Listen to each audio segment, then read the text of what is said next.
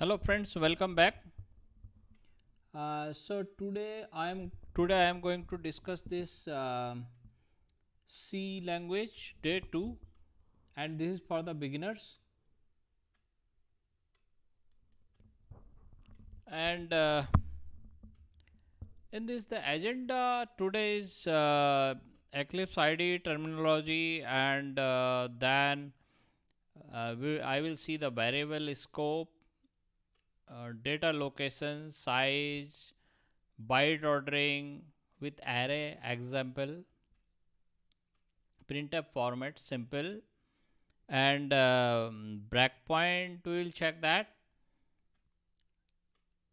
So terminology, we will be using workspace, and it is a directory for storing a group of projects and related information. So group of projects can be related to one particular area or maybe one big project. And switch between workspace using file, switch workspace. You can create workspace using file, switch workspace, and other option is there. And project is a collection of programs to create a single executable or library. So basically you have different C source files or mix of C source file and library which you use to create one single executable, or you create a different library depending on the configuration. And we will be using the terminology perspective, that is a screen. So perspective screen is a set of windows for a particular operation. For example, if it is a compiler C++ perspective, so all compiler related windows will be there. For example, source files, how those are organized, and other options. And similarly for debugger perspective, it will have stack view, it will have a breakpoint view, variable view, memory view. Those kind of things will be there in the debugger perspective. So that is regarding that. And what exercise I am going to do today, a demo function which will show you that function scope, global scope. So that create a simple hello world project as given in ID video. I discussed that ID in the technology tools. So basically that using that you should be able to create one project. And once project is created, right click, and in that you create a new source file, and within that you can create like it should display the project name, folder, and that put the new name, say like this particular file. So the idea is that because I have to provide demo of the global scope also, so that's why I have to have one extra file apart from that main file. And within that I have to define a function so that I can call that function from main, and the function prototype will be the main. And I will explain you what is this function prototype. So suppose if you define this function, so those have not seen this kind of format, it will be for each function. It's supposed to suppose if the function is returning any value, then this is that left side it will show you that value type. In this particular case it is unsigned sort, it is the returning function is returning this value. So that we will see using the return command within the function. If it is returning, it is not returning anything, or you are not expecting anything, then it should be void. Similarly, inside that function you have multiple parameter option. If you don't put anything here, simple bracket, then it will assume no parameter passed. Otherwise it will here like two things will be there in this particular function. So please note that this is the function prototype which we will use in main. So because this function is defined in my program.c, so there in the main we are just concerned about what type of data it is returning, how much memory that will occupy, what type of data parameter needs to be passed, and what should be that so that it will match exactly that calling function. And then define, when you define that particular I'm defining a array of 4 and initializing, and just to show you that how this array is being stored in the memory.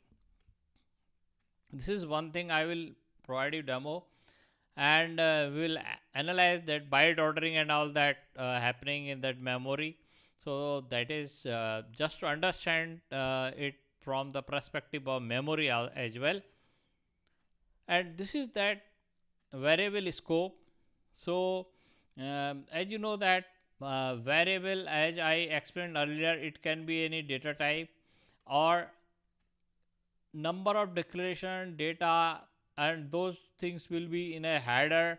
For example, what happens in the C, if you have many functions which are standard, for example, if you have to copy string from one place to another place, so no need to reinvent the wheel, so you have that library that is called a standard library, or stdio, a printf kind of function will be part of that stdio. So those header files which will have that prototype and variable definitions of that particular library, so those has to be added. And after that, these are the variable basically defined for this particular program. And in this particular case, you can see the color coding here. Red color means that whatever defined in the beginning of that file, this that will have a file scope, or global scope means can be used by other files also. And for example, in I will be using rate in this particular variable in our another file. And this is that prototype I discussed, like unsigned sort, that particular function prototype being declared in the top because this function will be used. After that, this is that array I discussed, like it is the data. Please note that this is that unsigned sort, that is 16-bit array.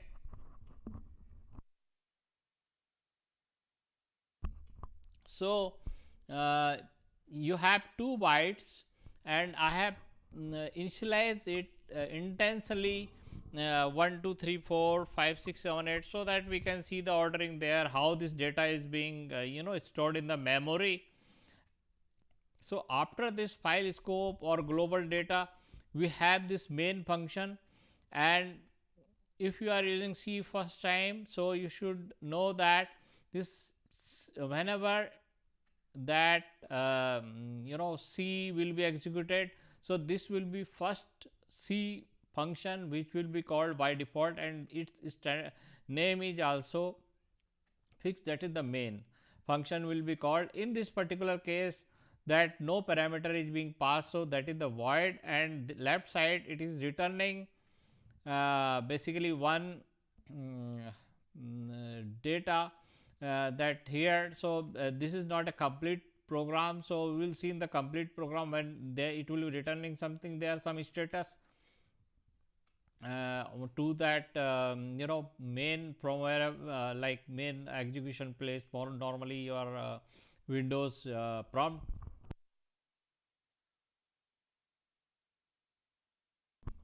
So here this is the function scope, that the variable defined here until another instruction starts. So this will have like all these will have function scope, and rate is initialized at 0 10 sorry 10. And after that, this for loop, you see that color coding here, so it has its for example, inside this variable I will have the scope. Within this, it is using j, that is basically your function scope.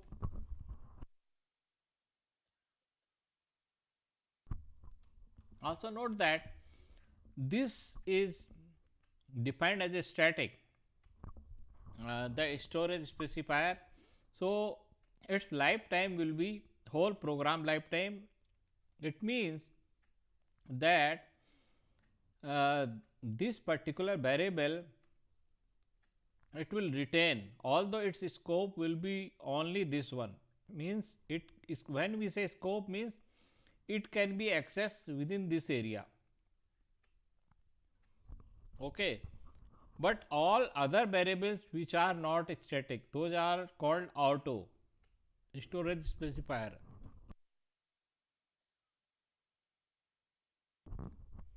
So those will be stored in temporary memory, that is called stack. Stack used for that is, stack is a part of the temporary part of the memory created before calling the main by that you can say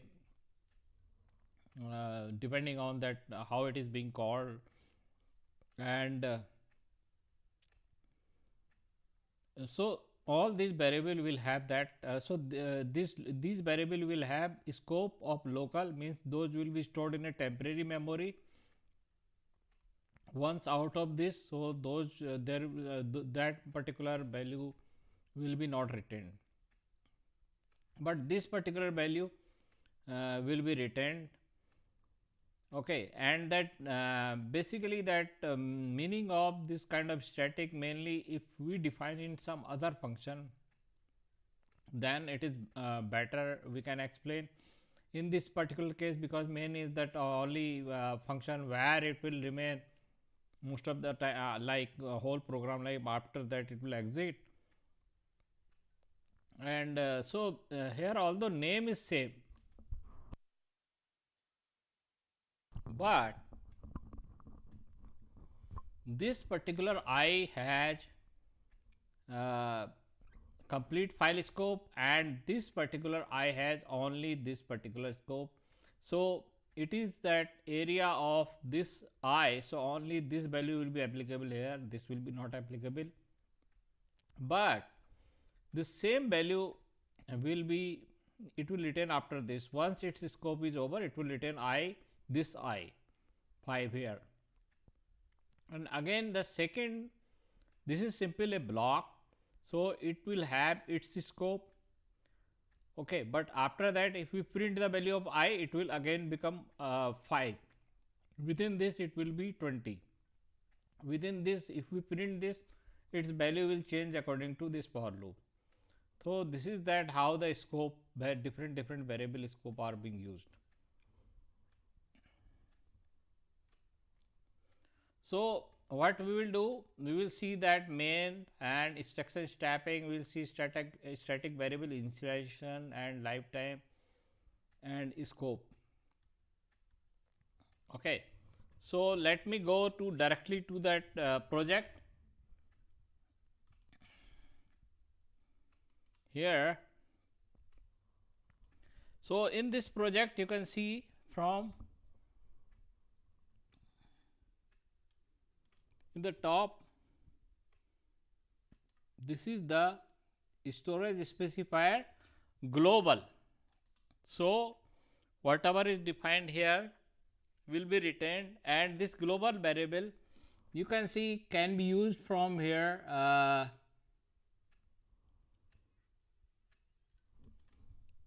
this particular file extend by using this, because this should know this function in this particular file some way to define that where is this rate. So if it extend, it means it is defined somewhere else, maybe library, maybe some other file. Okay, so that's why that global scope will work. After that,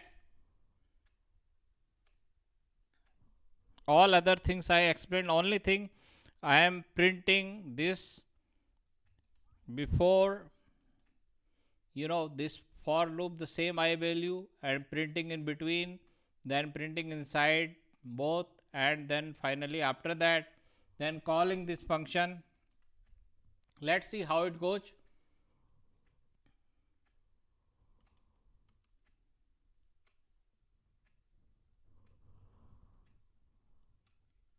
You need to debug it.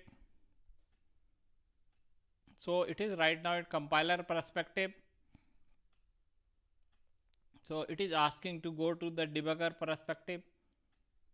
Now it is debugger perspective. Here I was already watching some of these values, so that's why it is showing this. So it will stop at the main as the debugger is configured like that.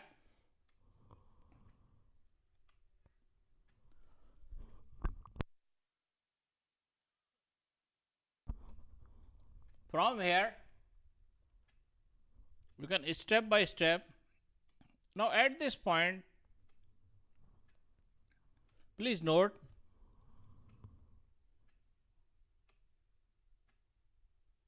this my array. So my array address is 100, this address, and see this address is I am looking into that particular memory location here. Now you can see that how it is stored here, 1 2 3 4, because this is 2 byte, and because of the byte ordering it is stored like this, 5 6 7 8 and all that in the memory. But when you will print, it will come like that only, instead 1 2 3 4, something like that. Other thing here to note that this is that as I told you, temporary variable, and this side is the stack. Here the main address you can see something like this, and here if I go to this I,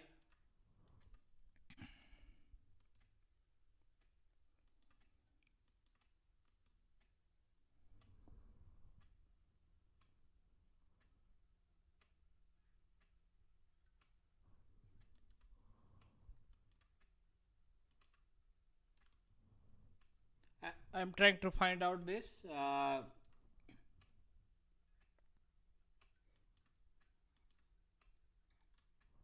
I need to come to this variable, and from here view memory, and you can see that address like here.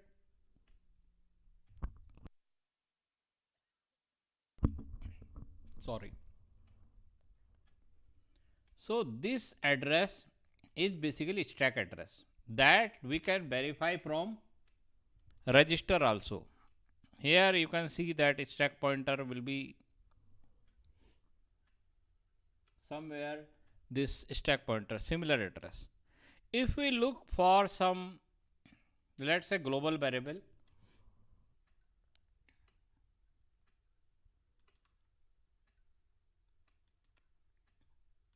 see this one is a global variable.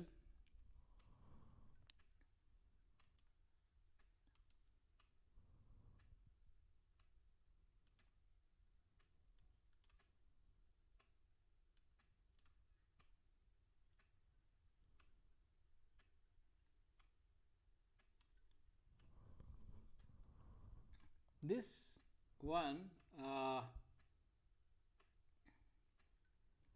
or another variable, I need to check. This one is let's say array. Array itself is a global variable also.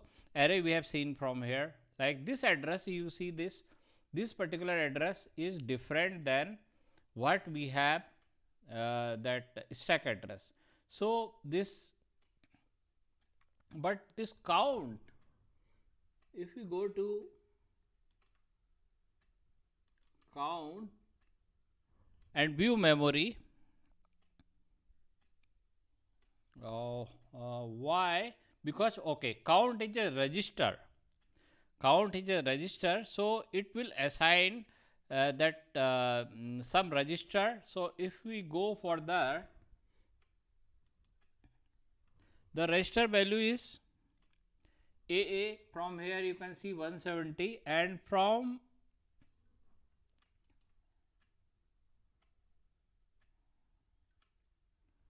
this register is assigned. So this is the register storage specifier, and we have seen stack storage specifier, that is auto, basically auto used in stack, and then this basically static will also use the RAM.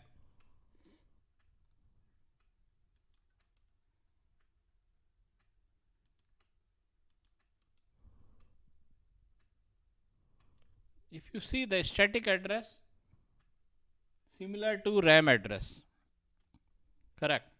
So this is the way auto and this static register different purpose. And I explained last time that purpose of these kind of storage specifier. Today I wanted to show you the demo, and let's go further.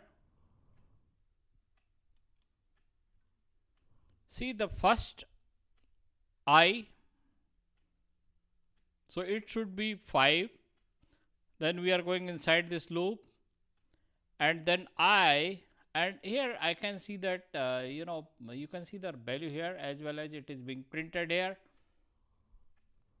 So print format I told you to explain that this is printf, then this is data at, when we say this format %d, then d is the decimal here, and is, then we %xx is the hexadecimal, and tab r tab n is the typewriter terminology used for return, carries return and then new line. Okay, so the next one will be the next print will be in the new line, and here the corresponding data I corresponding to first, and this my array corresponding to this particular second one. So you will see that both value are being changing from here. I equal to 0, then for loop. In the for loop, this is basically initialize I 0, then this will check the condition until I is less than 3, and each time it will simply increment it. This is the way the for loop works. You can see here step over, so it will basically you check the right side I value, and or maybe this side, this I is different basically, so it will print this local I here, and you will see that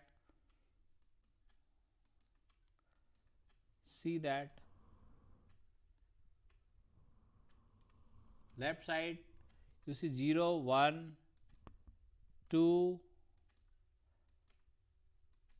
and then it's after the after the loop it printed this value, that is again 5, because this is the this scope, file scope, function scope, sorry, and this for loop scope was up to 0 1 2, that was less than this condition, 3 condition.